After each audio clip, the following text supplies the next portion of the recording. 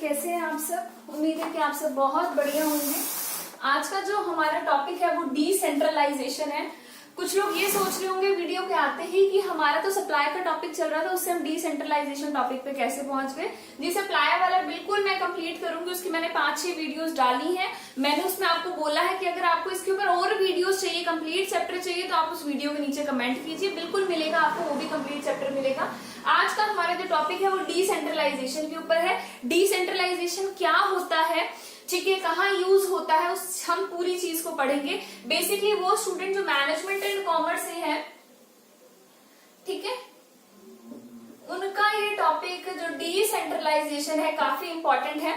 Basically ये management और commerce दोनों में आता है, बट ये जो एक फील्ड है, ठीक है, कि हम किस के अंदर पढ़ते हैं, ये किस सब्जेक्ट में आता है, तो हमारे सब्जेक्ट का नाम मैनेजमेंट है, बिजनेस मैनेजमेंट है, ठीक है। उसके अंदर हमारा आता है डिसेंट्रलाइजेशन। तो डिसेंट्रलाइजेशन को पढ़ने से पहले हम इस वर्ड को 2 पार्ट में बांटेंगे, 2 टुकड़ों में बांटेंगे इस शब्द को, और फिर समझेंगे कि डिसेंट्रलाइजेशन का मतलब आखिरकार है क्या। तो जी देखते हैं, शुरू करते हैं। डिसेंट्रलाइजेशन, जब हम इसके 2 टुकड़े करेंगे, इसको जब हम 2 हिस्सों में बांटेंगे, तो वो जो 2 हिस्से हमें मिलेंगे वो कौन कौन से हैं हमारे? First one is the, the next one is centralization. उम्मीद है जी कि बोर्ड बिल्कुल क्लियर विजिबल होगा। मैं एक बार चेक भी कर लेती हूँ बोर्ड क्लियर है या नहीं है विजिबल। क्लियर है बोर्ड विजिबल आपको, और ये एरिया भी आ रहा है। तो डिसेंट्रलाइजेशन में डी का मतलब क्या है? देखिए, डी का मतलब है, एक ऐसा वर्ड है डी, ठीक है, जिसके लगने पर वो ये इंडिकेट कर रहा है कि सेंट्रलाइजेशन अब नहीं रहा। डिसेंट्रलाइजेशन मीन्स एबॉलिश हो जाना, खत्म हो जाना किसका? सेंट्रलाइजेशन का। तो डी इसलिए है जी यहाँ पर। अब सेंट्रलाइजेशन जो इस टर्म के आने पे बिल्कुल खत्म हो गया, तो पहले आपको पता होना चाहिए जी कि सेंट्रलाइजेशन होता क्या है। तो सेंट्रलाइजेशन क्या होता है, जिसको पता है वो वीडियो को पोस्ट करके कमेंट सेक्शन में बता दे। कमेंट्स में बहुत एक्टिव रहती हूँ, उन कमेंट्स को मैं देखती रहती हूँ, और जो भी रेलिवेंट कमेंट होते हैं उनको मैं रिप्लाई भी कर देती हूँ। तो सेंट्रलाइजेशन का यहाँ पर क्या मतलब है बच्चा? सेंट्रलाइजेशन का मतलब है जब हम बेसिकली पूरी अथॉरिटी अपने हाथ में रख रहे हैं, वो सेंट्रलाइजेशन है।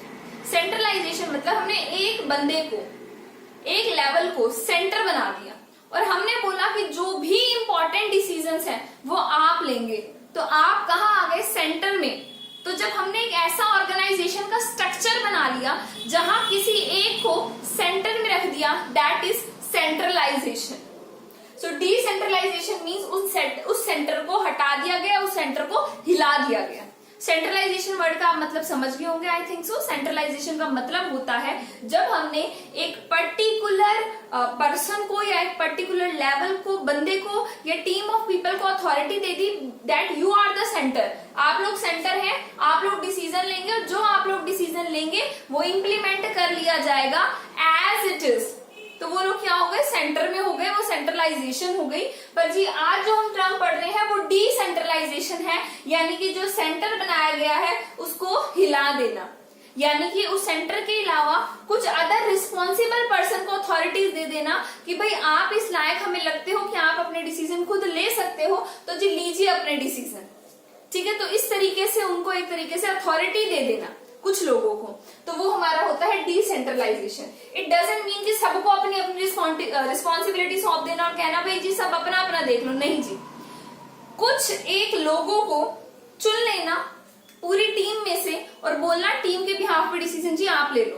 फिर टीम में से दूसरी टीम बना ली और उसमें से चुन लेना कि टीम के बिहाफ पे डिसीजन आप ले लो। एक तो देखिए ये है कि मैं हूं, मैं टॉप लेवल पर हूं, मैं ऑनर हूं ऑर्गेनाइजेशन की, सभी डिसीजन मैं ही ले रही हूं, दैट इज सेंट्रलाइजेशन। बट मैंने क्या किया, अलग अलग टीम्स बना दी और उन्हें बोला सभी अपने डिसीजन, अपनी टीम के डिसीजन आप सब लोग मिलकर ले लीजिए। आप एक हेड बना दिए गए, आप डिस्कस कीजिए और आप डिसीजन लीजिए, दैट इज डिसेंट्रलाइजेशन। और जब मैं खुद सारे डिसीजन लूंगी, इट्स सेंट्रलाइजेशन। उम्मीद है समझ आ गया होगा आपको। एक मैंने यहाँ पर एक हिंदी में बड़ा मुश्किल सा वर्ड लिखा है, वो है शिष्टमंडल। इसको लिखने के पीछे मोटिव क्या है कि मेरे पास कई सारी वीडियो में एक बंदे के कमेंट आए हुए हैं कि आप पूरा अगर हिंदी में नहीं बता सकती हो, एटलीस्ट टॉपिक का नाम हमें हिंदी में बता दो। तो जी टॉपिक का नाम हिंदी में है शिष्टमंडल, ठीक है। मेरे हिसाब से देखिए, मैं आपको सच बता देती हूँ, मैंने इस वर्ड को गूगल किया कि इसको हिंदी में क्या बोलेंगे, और हिंदी में आया ये लिखा हुआ, जो जिसको मैं पढ़ पा रही हूँ, लिखा एग्जैक्ट यही है कि ये शिष्टमंडल वर्ड है, जो मेरे पढ़ने में आ रहा है। हो सकता है कि मैं इसको प्रोनाउंस गलत कर रही हूँ, पर आप लोग फोकस करके देख लीजिए कि ये कहते हैं जिसको हिंदी में। और मुझे लग रहा है जो बंदा कह रहा है ना बार बार कि कम से कम टॉपिक का नाम हिंदी में बता दो, तो वो बंदा इस वीडियो को देखने के बाद नीचे कमेंट कर देगा टॉपिक का नाम भी हिंदी में बताने की जरूरत नहीं है। वैसे हिंदी हमारी नेशनल लैंग्वेज है, तो सबको आनी चाहिए। मुझे भी बहुत अच्छे से आती है, बोलनी बहुत अच्छी आती है मुझे, और हाँ मैं लिख भी अच्छे से लेती हूँ, पर कई शब्द जो ज्यादा मुश्किल हो जाते हैं मैं वो नहीं पढ़ पाती हूँ। मुझे लग रहा है शिष्टमंडल, अब मुझे लग रहा है वर्ड की है हिंदी का नहीं, हो सकता है संस्कृत का वर्ड हो और मैंने गलत देख लिया, तो ये भी हो सकता है, बट शिष्टमंडल है इसको, अभी इसको छोड़ते हैं। देखिए सेंट्रलाइजेशन के बारे में यहाँ पर मैंने क्या लिखा है, जल्दी से उसको पढ़ लेते हैं जी। यहाँ लिखा गया है it means for increasing the importance of subordinates की इंपॉर्टेंस को बढ़ा देना, बाय असेसिंग देम, असेसिंग मतलब उनको दे देना, उनको अप्रोच मिला देना, मोर अथॉरिटी एंड रिस्पॉन्सिबिलिटी, उनको और अथॉरिटी दे देना, उनको और रिस्पॉन्सिबिलिटी दे देना, इन एन ऑर्गेनाइजेशन, एक ऑर्गेनाइजेशन के अंदर, डाउन टू द लोवेस्ट मतलब ऊपर वाले ने नीचे वाले को अथॉरिटी दे दी कि भाई ये डिसीजन आप खुद ले लो। और उसको जब मिलती है, जब किसी को अपने टॉप से कुछ अथॉरिटी मिल गई, रिस्पॉन्सिबिलिटी मिल गई, तो बंदा इतना ज्यादा खुश हो जाता है, एनकरेज हो जाता है, वो उसको लगता है कि भाई हाँ हमारी वैल्यू है, बॉस हमें कुछ समझता है। क्लास में ऐसा ही होता है, हम एक बच्चे को जो मॉनिटर बनाते हैं तो उसकी खुशी कुछ अलग ही होती है, ठीक है। मुझे जब बनाते थे मैं बड़ी ज्यादा खुश हो जाती थी, चाहे करना कुछ नहीं होता था, कोई मेरी सुनता भी नहीं था, बट स्टिल मैं खुश हो जाती थी कि एटलीस्ट मुझे मॉनिटर बना दिया। तो ये उसी तरीके का काम है जिसमें क्या किया हमने, एक बंदे की अपने सबऑर्डिनेट, या फिर हो सकता है कुछ एक से ज्यादा हो सबऑर्डिनेट्स, उनकी इंपॉर्टेंस को बढ़ा दिया, उन्हें हमने कुछ अथॉरिटी दे दी, कुछ रिस्पॉन्सिबिलिटी दे दी। हमारे ऑर्गेनाइजेशन की जो पहले टॉप पर थी वो एक लोवेस्ट वाले बंदे को हमने दे दी और बोला ये लो जी अब आप खुद संभालो इस चीज को, ठीक है। तो ये हो गया हमारा डिसेंट्रलाइजेशन। फीचर्स ऑफ डिसेंट्रलाइजेशन, ये चीज इंपॉर्टेंट है, डाउन टू लोवेस्ट, नीचे से नीचे जाती है। मैं अपने सबऑर्डिनेट को डेलीगेट करती हूँ, मेरा सबऑर्डिनेट चाहे तो अपने सबऑर्डिनेट को भी डेलीगेट कर सकते हो, तो डेलीगेशन है, डेलीगेट करना है। फीचर क्या क्या है जी इसके, पहला फीचर है extension of delegation of authority. Delegation of authority के एक्सटेंशन है, कैसे एक्सटेंशन है, जब आप देखेंगे वीडियो डेलीगेशन ऑफ अथॉरिटी की वीडियो चैनल पर है, मैंने रिकॉर्ड कर दी है, आई थिंक मैंने चैनल पर भी नहीं डाली है, मैं डाल दूंगी डेलीगेशन ऑफ अथॉरिटी की भी वीडियो। तो डेलीगेशन ऑफ अथॉरिटी आप इसको ढूंढेंगे कैसे, मेरे चैनल पर जाइए, डेलीगेशन ऑफ अथॉरिटी सर्च कीजिए, मिल जाएगा, नहीं मिल रहा है यूट्यूब पर सर्च पर जाइए, delegation of authority bye Tanya Kapil डाल के सर्च कीजिए, आपको मिल जाएगा, ठीक है। Extension of delegation of authority है, डेलीगेशन ऑफ अथॉरिटी से कुछ आगे बढ़ना है, means delegation of authority temporary basis पर होती है, एक पर्टिकुलर काम के लिए होती है, ठीक है। और जो हम अथॉरिटी देते हैं तो वो रिस्पॉन्सिबल नहीं बनते हैं बंदे, ठीक है, सॉरी अकाउंटेबल नहीं बनते हैं, पर यहाँ वो अकाउंटेबल भी बन जाएंगे आपके बंदे। आगे देखिए, increase role of subordinate, decentralization करने से सबऑर्डिनेट का रोल ऑर्गेनाइजेशन में बढ़ जाता है, उसकी इंपॉर्टेंस ऑर्गेनाइजेशन में बढ़ जाती है, एज लाइक मॉनिटर की इंपॉर्टेंस आपकी क्लास में बढ़ जाती है, उसी तरीके से हमारे सबऑर्डिनेट की इंपॉर्टेंस बढ़ जाती है। Next, reduce workload of manager. आपको याद हो तो, मैं इसको क्लास से रिलेट कर रही हूँ, अगर आपको याद हो तो क्लास में जब मॉनिटर बनाया जाता है तो टीचर की रिस्पॉन्सिबिलिटी कम हो जाती थी, लीव्स आप कलेक्ट कर लेना, नोटबुक्स आप कलेक्ट कर लेना, मैं आपकी नोटबुक चेक कर दूंगी, टीचर कहती थी आप बाकी सबकी नोटबुक चेक कर देना, सबकी होमवर्क आप चेक कर लेना, डायरी आप देख लेना। क्यों करती है टीचर इस सबको, वो क्या करती है, बहुत ट्रिकी चीज होती है टीचर्स की, कि एक आधा रिस्पॉन्सिबल बच्चे को वो अपना मॉनिटर डिसाइड कर लेती है, उसके बाद उनका काम 50% कम हो जाता है, बाकी सब बच्चा वो संभाले, ठीक है। तो इस तरीके से वर्कलोड को कम करने के लिए मैनेजर डिसेंट्रलाइज कर देते हैं, बट डिसेंट्रलाइजेशन करना एक बड़ा ही ज्यादा पेचीदा काम है।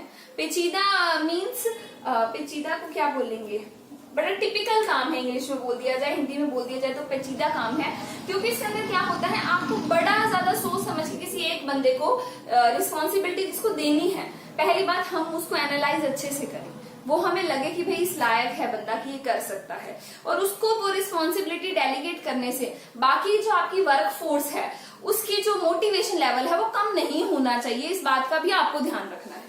तो ये एक बड़ा पेचीदा काम है, बट स्टिल एक बार आप कर लेंगे, एक बार किसी को आप डेलीगेट कर देंगे तो उसके बाद कहीं ना कहीं आपका वर्कलोड कम हो जाएगा, आपके दिमाग से टेंशन उतर जाएगी। Next, decision are taken by those, बहुत इंपॉर्टेंट है जी। Decision are taken by those who will implement it. मेरे डिसीजन, सबऑर्डिनेट के डिसीजन, डेलीगेशन ऑफ डिसेंट्रलाइजेशन कर देने से सबऑर्डिनेट के डिसीजन सबऑर्डिनेट खुद लेंगे, और जब वो खुद डिसीजंस को लेंगे तो उसमें पार्टिसिपेट भी अच्छा करेंगे और उनकी प्रोडक्टिविटी भी एनहांस हो जाएगी, यहां पर ये मतलब है। नेक्स्ट है लास्ट, परमानेंट।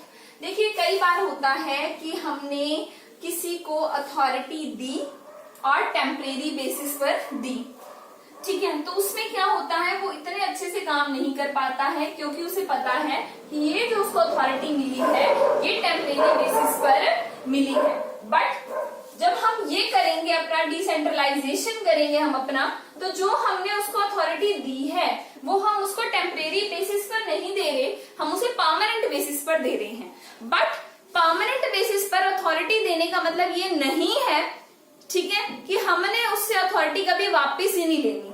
जहां हमें ये लगे कि अब डिसेंट्रलाइजेशन की जरूरत नहीं है, जहां हमें ये लगे कि सामने वाला बंदा डिसेंट्रलाइजेशन से मिली हुई अथॉरिटी को मिसयूज कर सकता है, यू कैन टेक बैक, वहां पर आप उसे वापस ले सकते हो।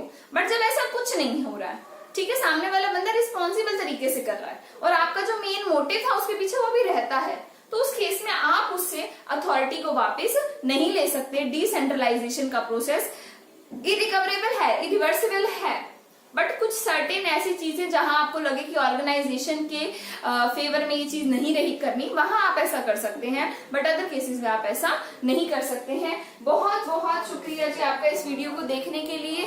चैनल को लाइक, सब्सक्राइब, शेयर करना मत भूलिएगा। Thank you.